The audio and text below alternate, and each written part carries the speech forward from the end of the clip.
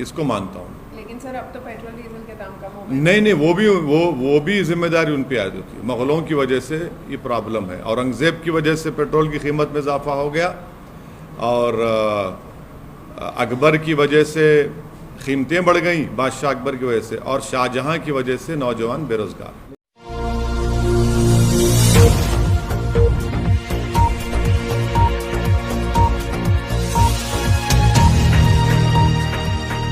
असम के chief minister Hemant Biswa Sharma ने एक कमेंट किया था मदरसा के बारे में और कहा कि मैथ्स और साइंस ही पढ़ाना चाहिए, रिलीजियस जो स्टडीज़ है वो घर पे होनी चाहिए। आप क्या कहना चाहते हैं?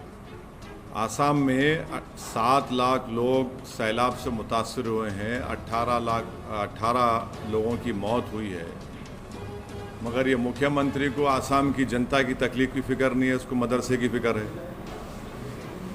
ये मुख्यमंत्री को जानना चाहिए, जो हिस्ट्री का वीक स्टूडेंट है, कि जब संघी लोग अंग्रेज़ों से मिले हुए थे और जेल में बैठकर अंग्रेज़ों से माफ़ी की भीख मांग रहे थे, यही मदरसे के ज़िम्मेदारों ने अंग्रेज़ों के ख़िलाफ़ जिहाद का फतवा दिया।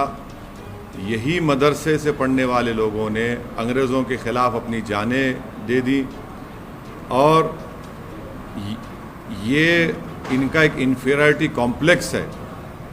वो इस तरह से इन्फीरियरिटी कॉम्प्लेक्स को छुपाने के लिए इस तरह की बकवास करते रहते हैं।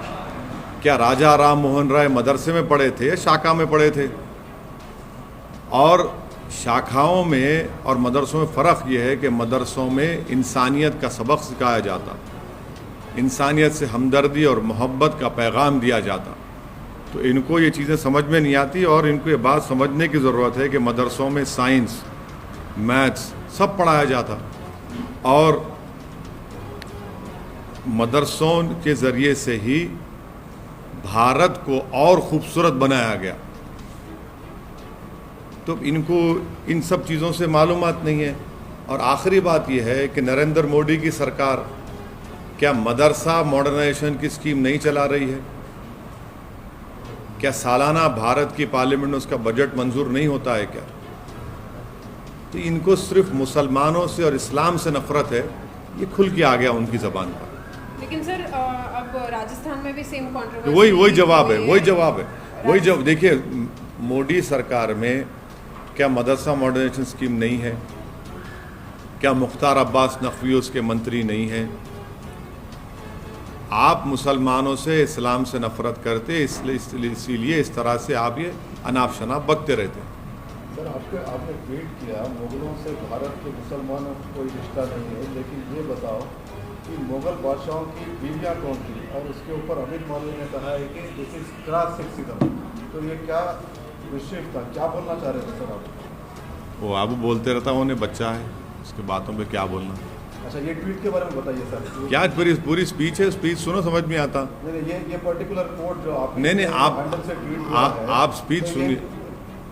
इतना पीस जो है काफ़ी। नहीं, आप स्पीच सुन लीजिए। हाँ, मैं मुग़लों को ज़िम्मेदार करार देता हूँ पेट्रोल की कीमत का, बल्कि औरंगज़ेब ज़िम्मेदार है पेट्रोल डीज़ल की कीमत का। बादशाह अकबर ज़िम्मेदार है कीमतों में इजाफ़ा होने का, और शाहजहां ज़िम्मेदार है नौजवानों में बेरोज़गारी का।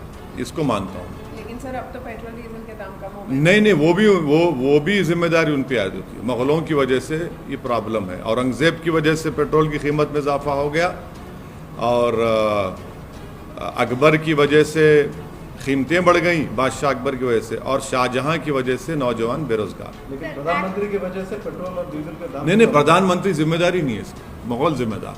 Sir, activists like Brinda Adige have said that this is crass sexism and your comment humiliates women. Would you like to respond to that? I don't want to respond. She can hear listen in a proper way, listen to my complete speech, and then she will find out what I had to say. Okay.